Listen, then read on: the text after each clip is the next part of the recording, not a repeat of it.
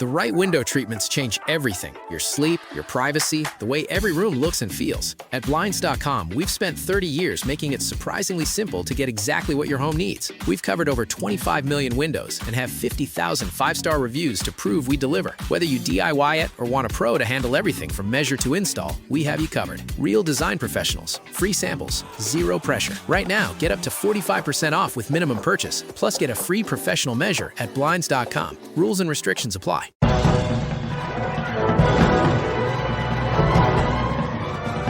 Hello and welcome to episode 450 of the Filmmakers Podcast.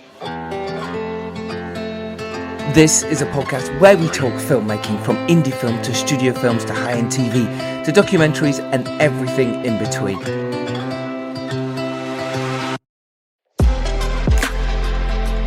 How to get them made, how to make them, and how to try not to royally F it up, in our very, very humble opinion.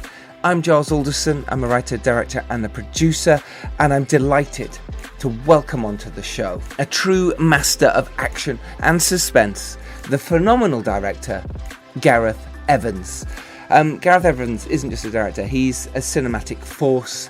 He exploded onto the global stage with his groundbreaking martial arts epic, The Raid, and its critically acclaimed relentless sequel, The Raid 2.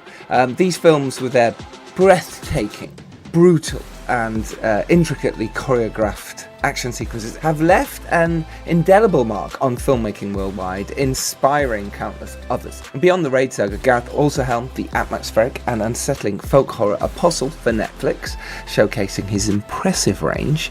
Furthermore, his incredible work as a creator, writer and director on the critically acclaimed and intensely visceral TV series Gangs of London has further solidified his reputation for crafting compelling narratives and delivering impactful action on any scale.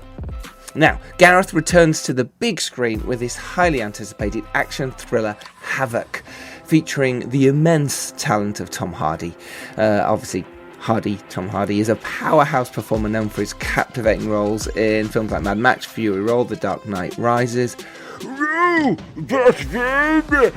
Inception and Peaky Blinders, and now he takes centre stage again in this gripping story. Joining Tom Hardy in the stellar cast of Havoc are the incredibly talented Forrest Whitaker, Timothy Olyphant, Justin Cornwell and Louis Guzman. And Dom Lemoy, our wonderful primo host, sat down with Gareth Evans for a marvellous chat all about Havoc. But not only that, but the importance of setting proper geography in action films. They also talk about growing up on 80s and 90s action classics like RoboCop and John Woo films. They also talk about recreating that era of the golden age of action movies and setting a gritty mood and noir feeling on set and in your camera. Havoc is a wonderful, wonderful feature film. It's set against a gritty backdrop of a city teetering on the brink, and it is a relentless and immersive cinematic experience. The film follows a determined detective, Tom Hardy, as he plunges into the dangerous criminal underworld after a botched drug deal, fighting tooth and nail through layers of corruption and conspiracy to rescue a prominent politician's estranged son. So join Dom and Gareth for an in-depth conversation about the making of Havoc right now. But first, let's play the trailer for Gareth Evans' latest film, Havoc. We got footage of our suspect. Do you know him? My son is not a killer. This kid is public enemy number one. Your son just started a gang war. They just want to shoot him dead. That's the end of his story. I make one phone call. You go down for life. Get him back. I'm gonna get you out. It ain't up for discussion. There are people out there looking for you. You're not gonna get out of this city alive without my help.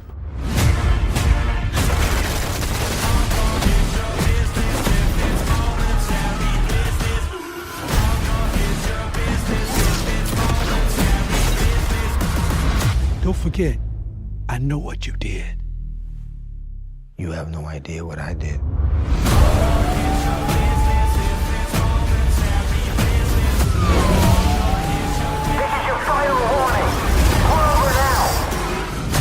They were trying to escape. Kill them all.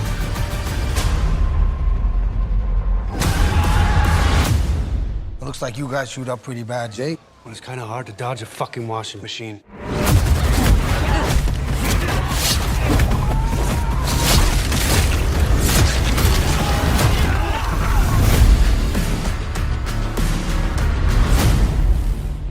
Welcome to the Filmmakers Podcast. Thank you. Congratulations on a ridiculously enjoyable film. Thank you so much. How are you feeling about it? I mean, like, it was just pure joy watching this, like real joy. Oh, well, that makes me feel much better. It's been an interesting one because it's been such a long journey to get there. And so yeah, it's like I think with every filmmaker, whether they admit to it or not, there's always a certain amount of trepidation, there's confidence and belief, and then doubt and everything else. So I'm a whole wave of all of that stuff until it comes out and until people start telling me whether I want to know it or not on Instagram, how much they love it or hate it. So yeah.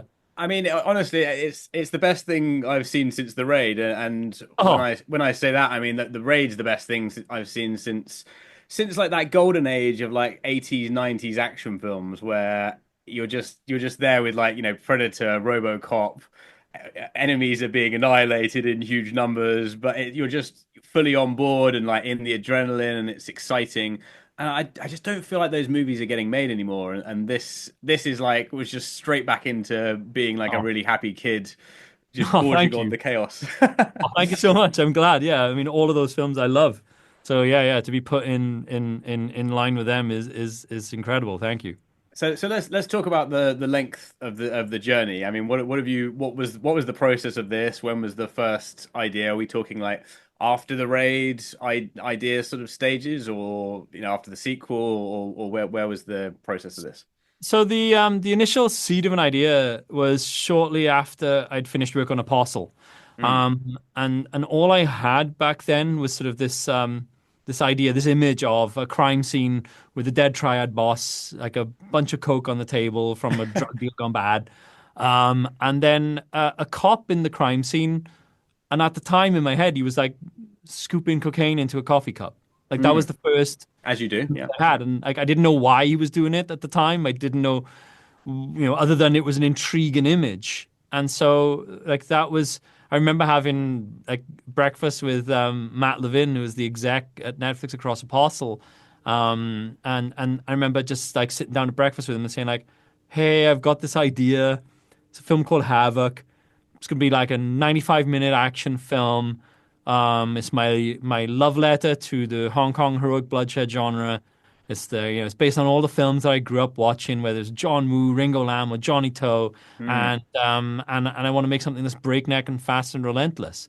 And so he was like, "That sounds great. We want to do it." So then that kind of began, months of like deep diving into Spotify playlists, finding songs that would inspire me, like tone-wise or emotion-wise or pace-wise, as I started fleshing out this idea and doing more writing work across it. And so, yeah, it began in the most organic, natural way possible, in the way that I've done every project up until now. And then we had the action design, and then brought on board the cast, who brought a lot of their own work to it as well. And then when we got through to post-production, because we shot in the height of COVID, once we wrapped, there was the boomtown of the industry, and we had quite a large ensemble of cast. And when we knew that we wanted to do maybe like a week or two of some pickups, mainly like story clarification points, so it wasn't like a huge, list of things to be done. We couldn't get everyone back together. Like nobody's schedules would align. And so that went on for quite a while. Then we got hit by the strikes that happened. Then any projects that they were on board, they had to get picked up again and carry on with those. So then by the time we got everyone in the room together and had a laser focused sense of what we were going to shoot, 2.5 years had passed. Wow. And so it was this weird thing where we were sat on on a film that I could not wait to share with people.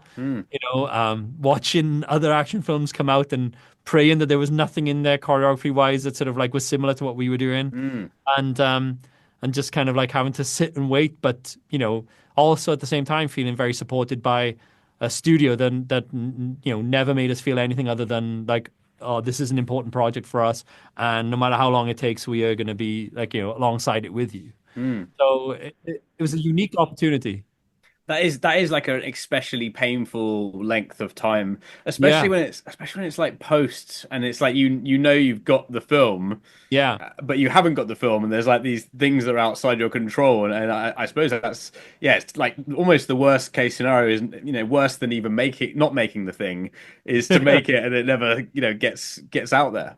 But it was weird in a way because what it did was it gifted us a certain luxury that we wouldn't have had otherwise, because it allowed me to sit and just kind of like slightly detach from stuff that I felt was really important, and then look at the film fresh. When you step away from a film for like 3 or 4 months, and like sometimes I'll watch like an episode of Gangs, or I'll watch the Raid 2 or the Raid 1, and I'll be watching it with a newfound level of scrutiny that I wouldn't have had when I made them. And I'll spot bits where I'm like, could have cut that better, could have tightened this up, could have changed this, could have dropped that. It's natural. I don't think you ever really finish a film. You abandon it at a certain time. You just can't keep working on it anymore. But what this gifted me was the luxury of being able to go back and rewatch it a bunch of times, with enough space and distance from it to be able to really get to the heart of what was necessary and what was important. And it allowed us to streamline areas which could afford to be streamlined.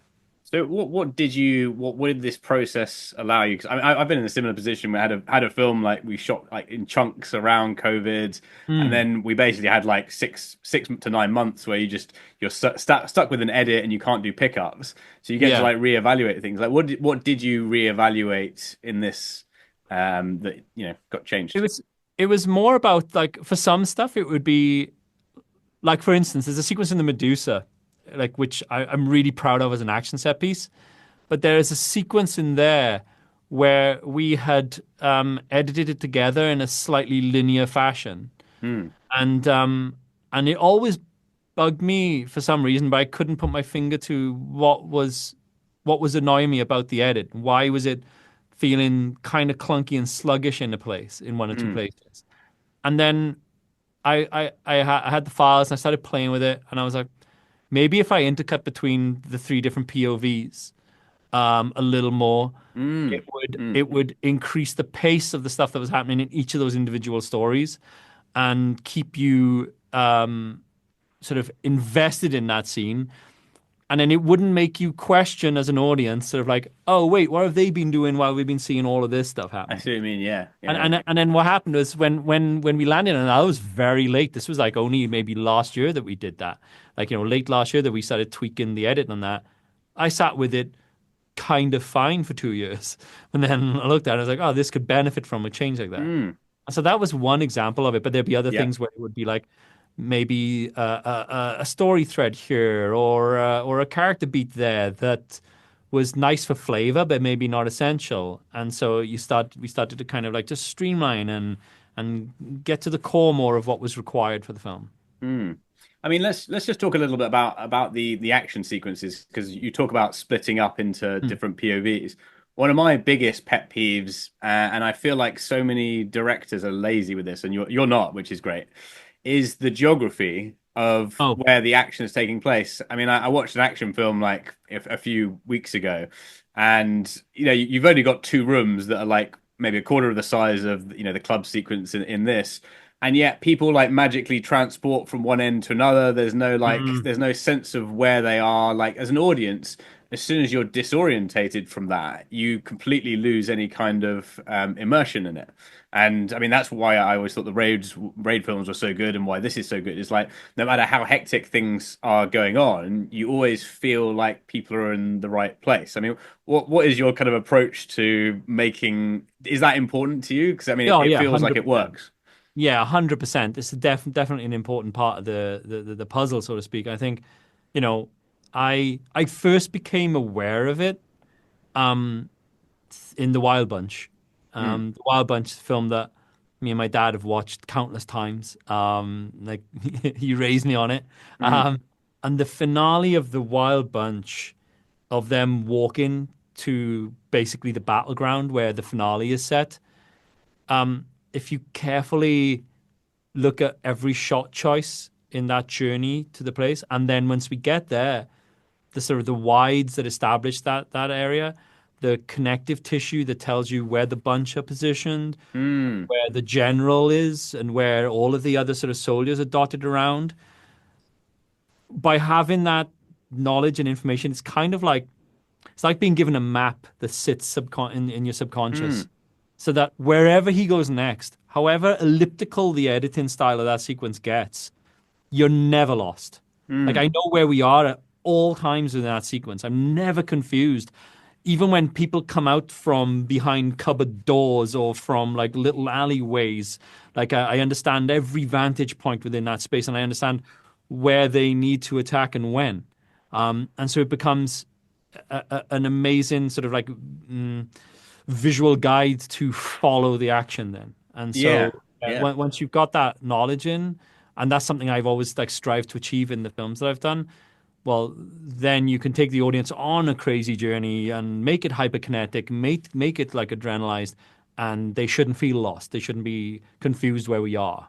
That's the thing, because I mean, this, even though the stunts are like so highbrow and you know the amount of action going on is so hectic, I feel a lot more like believing it than sometimes what could be a simple like shootout in, you know, very sort of traditional you know, army kind of techniques in so many films that just doesn't work. So it really does seem to be like one of the things that people like overlook. So yeah, keep focusing on that. Thank you. So let's go a little bit back to like tone, because, you know, we talked about like 80s, 90s. I mean, first of all, like there's that kind of grit, like the sort of like grain that just immediately like puts you into the era. But I mean, it's more than that. It's the costumes, it's the, you know, it's the music you spoke about. At what point did you like think, let's put it in that, you know, wonderful era of just coolness that we don't seem to have anymore? Like in I don't know. I think it was it's one of the things where it was born out of the tone of the story and so what the story was demanding in terms of the visual approach to the film. I know when me and Matt Flannery, the DP, were like discussing the movie, I kept sending him, watch Friedkin's French Connection, watch Michael Mann's Thief, you know, watch these movies, those sort of like 70s American crime films, sort of like the noirish vibe of them, the sort of, you know, that feeling of, they've had to shoot certain sequences in low light, and you get that grain, that sort of like the breakup of the image. I wanted that grit and texture, not only in the sort of the aesthetic of the film, but also in the production design. So we were always looking for dirt, and when it snowed, it had to be slush. It had to be like driven through. You know, we wanted all of that sort of that grime and texture and detail to be like, you know, imbued across the city, because this wasn't going to be a fun journey into the night for Walker. This was going to be like, you know, the darker parts of the city, the more dangerous, seedier elements of it. And so the only time we get any glimmer of anything that looks a little bit sort of like high class is when we're with Lawrence briefly, or when we're up in, you know, like the statement ambush that happens in the middle of the traffic jam. It's like that's when we're in the nice part of a downtown city. But that was done purposefully to give us the contrast, because it provided us with a sense of the extent at which Mother will go to announce herself. She's not afraid that it's in the middle of broad daylight, in the middle of a big downtown city. They're going to arrive with shotguns and take someone in plain sight. And so when that sequence plays out, then it kind of becomes more sobering as a result of it being set where it is. But I mean, it's grimy, but there is a beauty to it, and I kind of, it's not like it's not just like a sort of a plain, you know, concrete walls. Like there's the snow, there's this kind of charm of the, you know, the industrialness of it, that it is almost that, like, I kind of thought of Blade Runner at some moments, like when it's sort of going behind with all the lights and the atmosphere and all that kind of haze. There's a beautiful shot where it goes from the subway Which I was trying to work out if it was like the best crane shot in the world or if it was like a mix of CGI where it sort of starts on the subway station and then goes down to Tom Hardy's car. But That would be giving it away. yeah, But yeah, no, it's a combination of things, and like yeah, for me, a shot like that was always like, and I've never been more grateful to the cast for just completely indulging me, because for me it was like, I remember describing it as like, oh, I want to do a little bit of a De Palma moment here. I want to check in with my two characters that are going to converge at this exact moment in time. And again, it's that thing of like we were talking about geography. That gives you geography. You know, because we've gone on that journey towards where Walker's car is. We know where Walker's car is in relation to the entrance of the nightclub. yeah. We also know that there's a big long street there, that it's starting to snow. You know, and on that whole journey, I'm letting you see every inch of that nightclub. You were seeing that the stairs go down to like an underground tunnel thing that opens out into the big nightclub space that we have to then go up the stairs to where Mia is. So now you know there's two levels and floors. There's a glass floor there. Everything is set up so that when when it all goes to shit and people start, you know, pulling out weapons and using them, it doesn't matter where I run with the camera and who we're running with. You know where they are. You know how they got out. You know where they are leading towards. So yeah. That was a fun little moment there. Let's talk about the car chase. Well, the lorry chase at the start, because I mean it's incredibly ambitious and very exciting to watch. And there's some like outrageous camera moves and actions, like set pieces. How did you even begin to think, you know, in your mind, this is feasible? How am I going to approach this? And what was the kind of conversations around like putting together like a really big chase that's outdoors?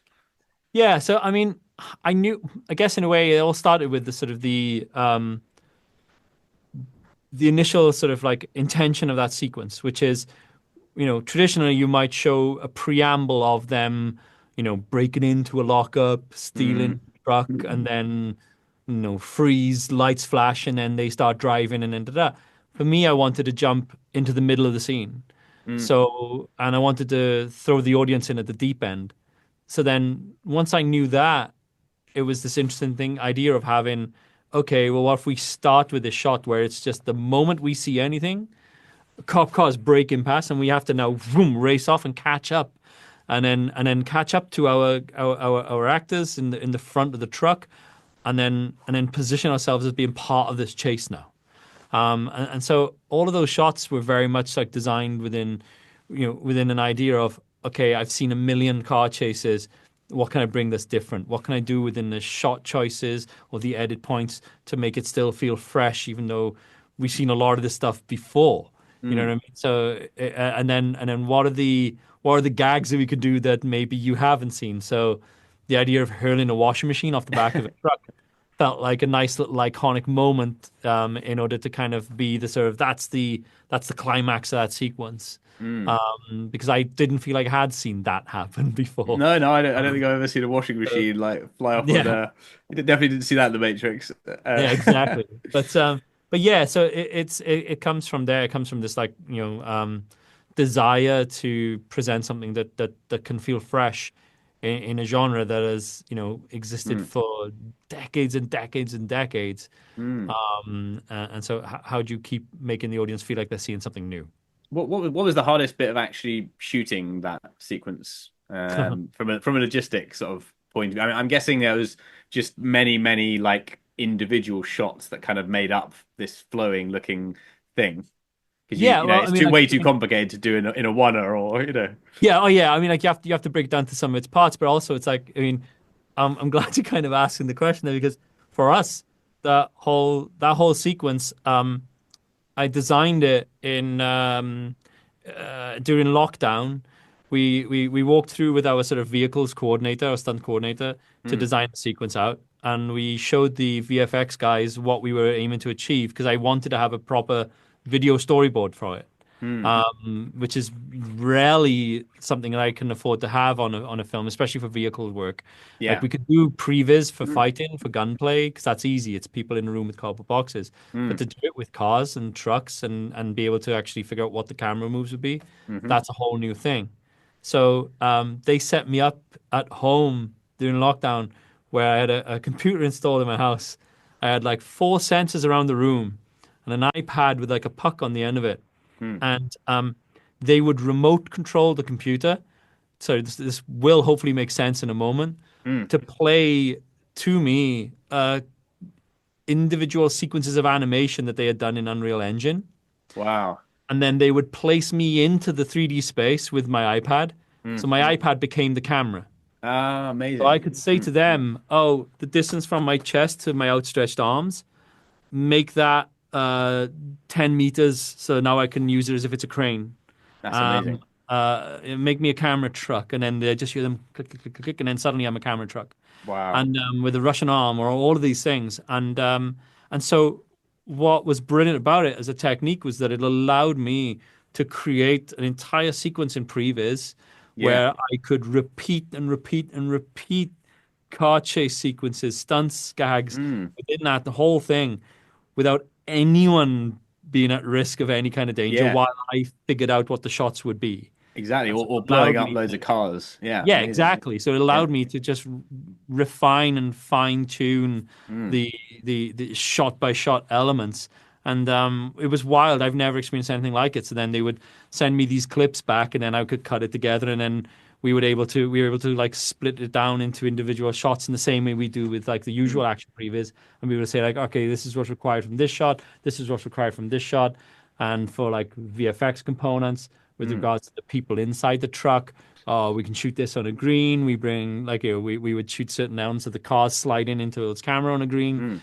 And it would allow us to be able to break it apart and extrapolate all the little bits of detail from it.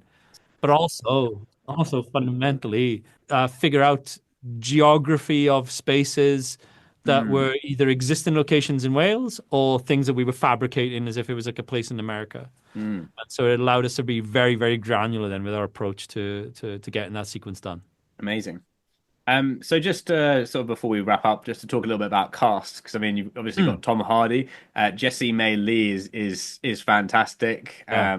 I mean, in fact, all the cast are amazing. Justin and Quellen, they just got like everyone has this like 80s, 90s, like I don't know. I just love watching people that inhabit that era. Like they just feel like they've just been transported out of time. What did you what were the conversations to set the tone with them about what you wanted from the movie and getting them on side? Same with most projects really, where what was great about the cast for this was that we had a lot of people that had huge amounts of experience and to draw upon, like Tom, Boris, Timothy, Louis, and Yan Yan and Sonny. And then we had younger actors that were coming into us, or less experienced actors such as like Michelle or Jesse, Kellen, and Justin, and Zelia and Jim, and they had all of this enthusiasm and energy coming into it. But Kellen's first day was like a scene with Tom and the Medusa. Like that was her first day of filming. Low stakes, yeah. Yeah, but what's great was that they were working with people like Tom or people like Forrest or people like Louis that wanted to help guide them and encourage them and be a support for them. So it's daunting and it's intimidating, but once they got to set and they tried a few things out, they realized that they were in a safe space to work and to experiment and to try things. But in terms of getting everyone into the same tone and the sort of the world build, for me, it's always about, and it's always been my approach. It's like, I don't come to a project not knowing what I want. Like I'm not trying to figure it all out on the floor. Like I have an idea of what I want it to be, but and so it's my job then to convey the tone of the film to each individual cast member so that they know the parameters within which they're working. But then there's always space for them to explore. And there's always space to try things and to stress test things and play around with motivations and maybe come at things from different angles. Yeah. And so I think, we had such a sort of like a warm, friendly cast working on this thing that it made my job really easy because I was just able to watch all these great performances come in through the lens on a daily basis, and then be like, okay, my job's getting easier now. Yeah. So it was a great experience. Okay, we've got to wrap up here, and maybe if you've got 30 seconds just to give some advice to your younger self on trying to break into the industry, like keep it really quick. My younger self. It's weird, man. It's like, for me, it's like I've always felt like the way I got into this was so fortuitous. I was so lucky. A lot of things had to align for me to be able to have the opportunity I had. Like, I had to be in Indonesia, I had to meet Iko, and I had to want to make action movies that really shouldn't have happened to a boy from Herman. So I felt quite lucky. But the one thing I would definitely say to anyone who wants to like get into this industry, and it's an insane industry to get into, but once you're in there, it's like it requires all of yourself. Yes. You know what I mean? It's like I've never known anything like it where like for those periods of times when I'm filming, any semblance of a social life goes out the window. Yeah. You have to kind of commit yourself 100% to it, and you have to be willing to kind of I'm very fortunate. I have a close group of friends that know when I go into a film shoot that my communication skills will reduce really far down, but thank God they're understanding and stay my friends when I rap. Yeah. Amazing. But you give a lot of yourself, but the rewards when you watch a film play with an audience and you see them respond to something that you've kind of been a part of creating, there's just nothing else like it. So Lovely. Yeah. Thanks very much, Gareth. It's been an absolute pleasure. Cheers. Thank you so much. Epic movie. Thank you. Thank you. I appreciate it. Thank you very much. Okay. Bye-bye.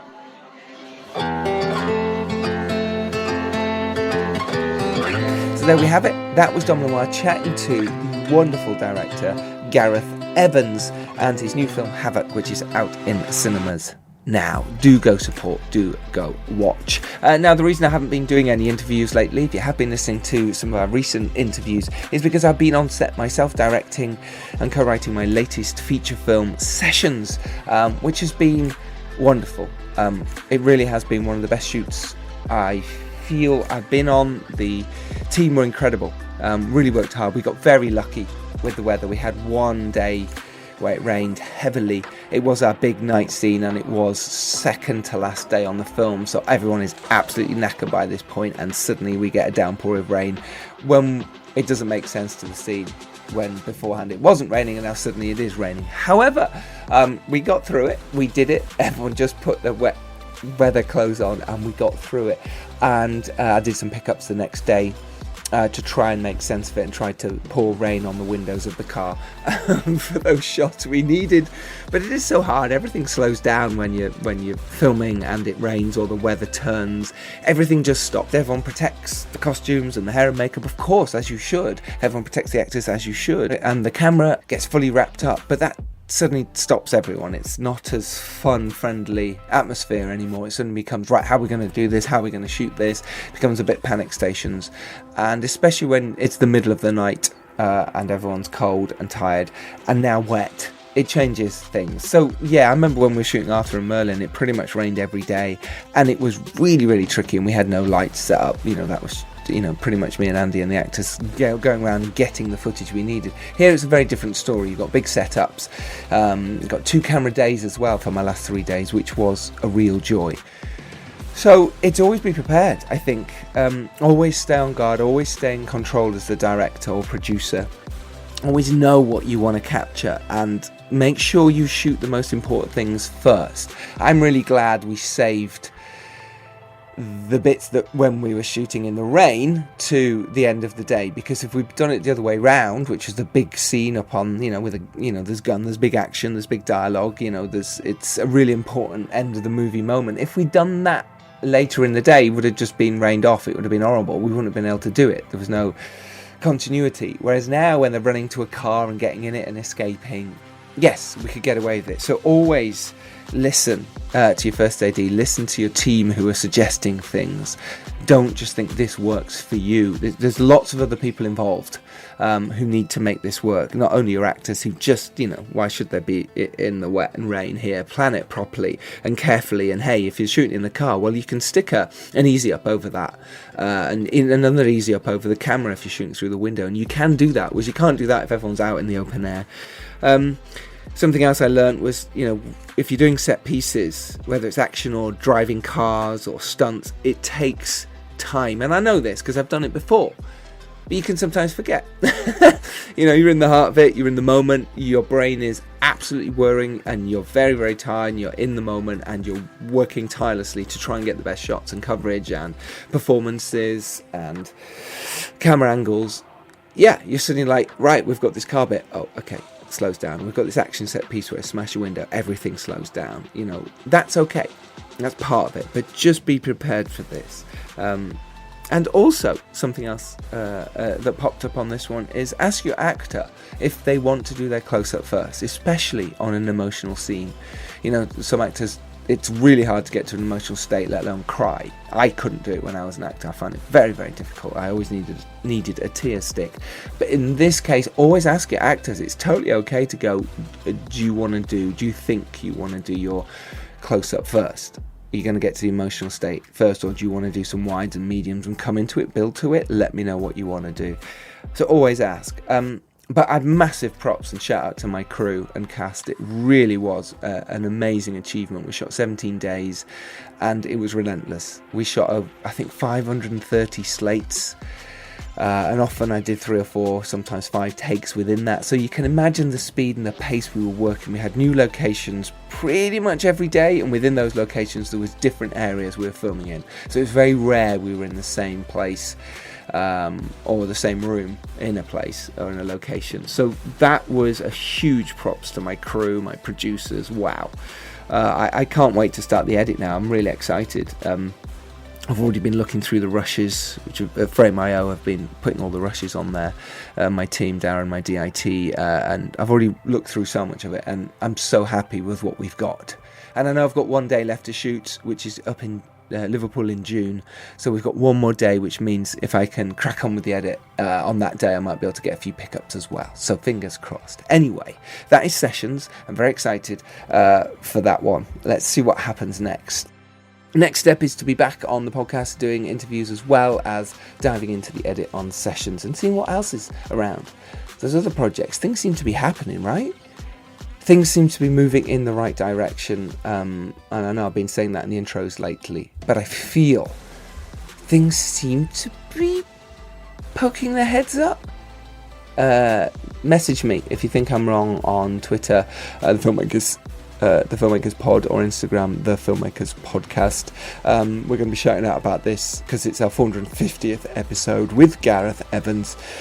Wow, what an episode, what a guy, and what a filmmaker. If anyone can learn anything about going out there and making something and getting it done, it's Gareth Evans. His story about making The Raid is incredible, and just getting out there and doing it. And now he's with Havoc, working with one of the biggest movie stars in the world, and it is an incredible movie. So anyone can do it. You can do it. Believe in yourself. It's the most important thing. And when you get there, you're in control. It's your film. And you need to let people know what you're doing and your vision and your tone. And you are in charge. And in that way, I mean, you set the tone on the film set. If you're running around shouting and causing a fuss, well, no one's going to respect you or work hard for you. Whereas if you know what you want, you're in control, you get things done, yes, people will work hard for you. And I'm really proud of my team on Sessions, and Daniel O'Reilly is the lead of the film, really pulled it out of the bag and was the lead of the film. It's so important to be that, and he really led by example.